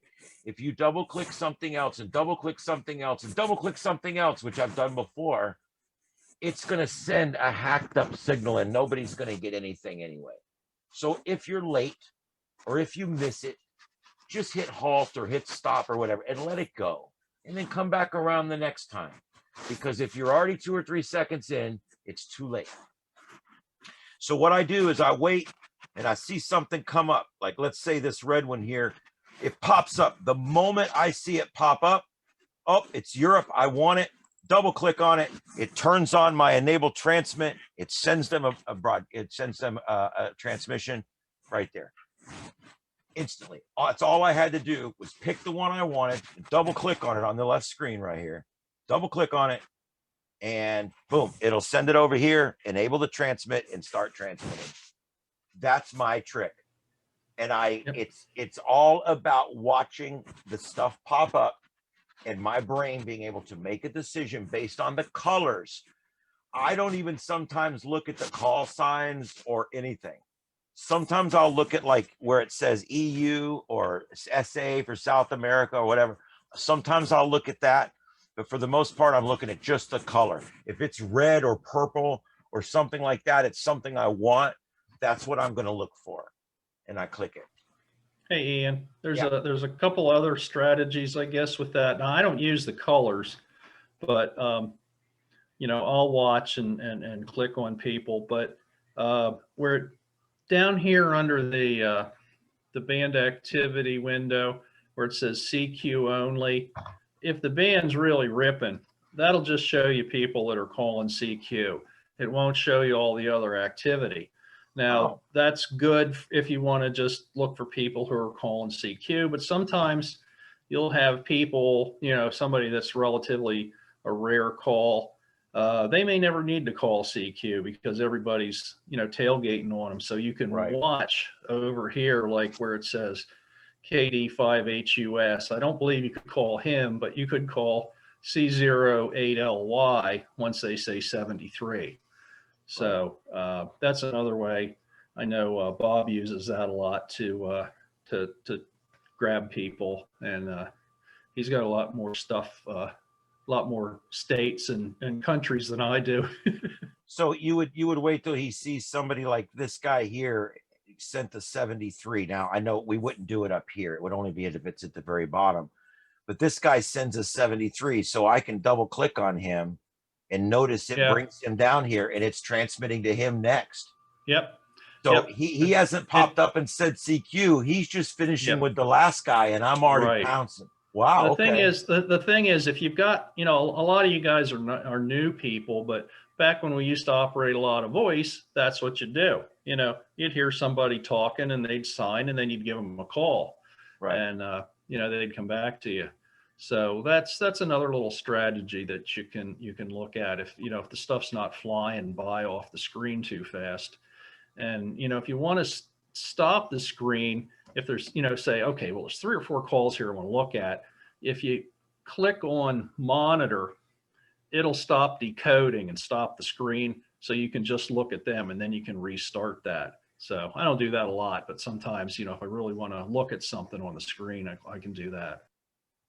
Okay. Hey, Ian. Yeah. Also, if you're looking for somebody, like I need Hawaii in 30 meters. All right.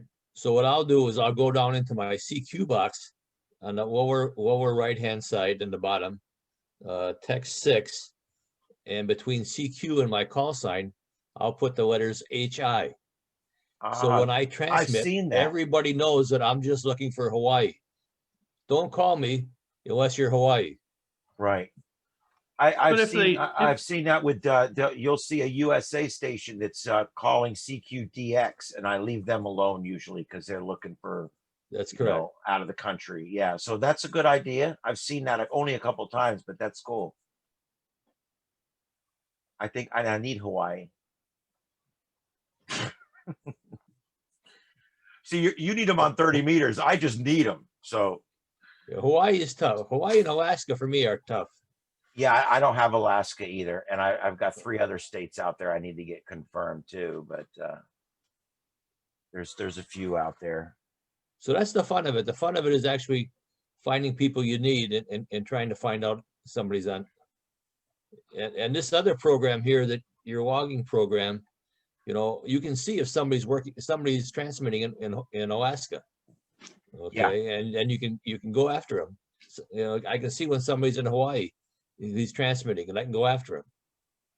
Yeah, that's what I like. If I see somebody broadcast transmitting out there, I can hover over them and it will bring up the little box and it'll even tell me how many miles away they are. That's, see how that brings up these boxes for the squares. When there actually is a line going across, if you hover over the little point on that line, it'll tell you what their information is and how far away they are. So I love this thing. I can't believe the amount of information that you get from it. It's just amazing. Yeah, I would have thought you would need like half a dozen different programs to get all this information, and he's put it all in here. It's just amazingly awesome. I know, I can't get over it. That's why I've had several people call me up and say, dude, I've never heard you head over heels for a program like this before. And I'm like, well, I just am, because this literally makes FT8 fun for me. I mean, this takes FT8 out of, let's face it, FT8 looks like a screen from like 1998 from a data processing computer or something.